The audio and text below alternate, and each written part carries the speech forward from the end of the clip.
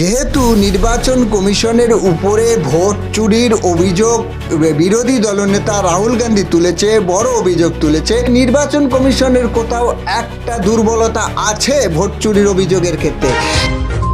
আমরা ইতিমধ্যেই দেখছি যে বিএলওরা এসআইআরের জন্য যে এনুমেরেশন ফর্ম তা বিতরণ শুরু করে দিয়েছে।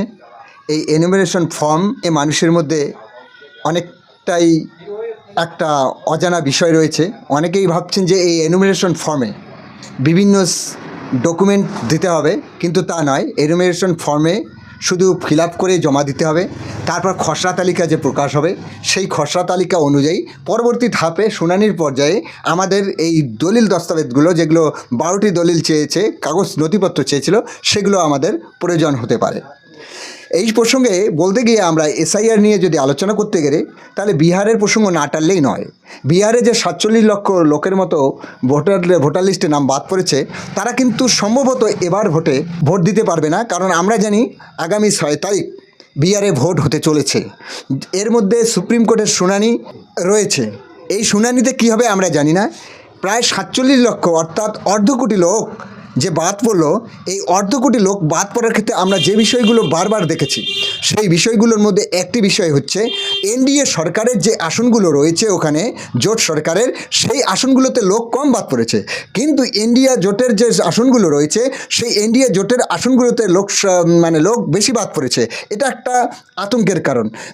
সেই সঙ্গে সঙ্গে বিহারের যে বিএলওরা ছিল, তাদের বিএলওদের কার্যক্রমে আমরা অনেক বিস্তর অভিযোগ পেয়েছি। যে নির্বাচন কমিশন বারবার আমাদের বলে যে সে নিরপেক্ষ আছে। বিহারের যে ভোট প্রক্রিয়া, এসআইআর প্রক্রিয়া হয়েছে, এই এসআইআর প্রক্রিয়ায় কিন্তু দেখা যাচ্ছে যে একটা অভিযোগ নির্বাচন কমিশনের দিকে বারবার তৈরি হয়ে যাচ্ছে। এরকম অবস্থায় দাঁড়িয়ে আমরা মনে করি যে বিহারের এসআইআরটার মতো যেন এই বাংলায় এসআইআরটা না হয়। এই বিহারের এসআইআরটার ত্রুটিগুলোর থেকে শিক্ষা নিয়ে নির্বাচন কমিশন যেন এখানে স্বচ্ছ এসআইআর করে। এই স্বচ্ছ এসআইআরটা কতটুকু হবে এ নিয়ে কিন্তু আমরা সন্দেহের মধ্যে রয়েছি।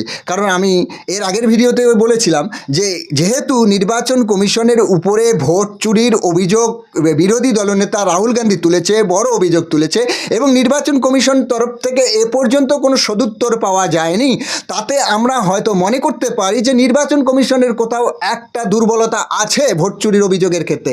এই ক্ষেত্রে আমরা যারা এসআইআরে এনুমেরেশন ফর্ম পেয়েছেন, আমরা বলবো যে বিএলওদের সঙ্গে মিলে আপনারা সঠিকভাবে এনুমেরেশন ফর্মটা ফিল আপ করবেন। এই এনুমেরেশন ফর্ম ফিল আপে আপনারা তাড়াহুড়া করবে না। আপনার হাতে সময় থাকবে যে সেটা দেখে প্রয়োজনে এনুমেরেশন ফর্ম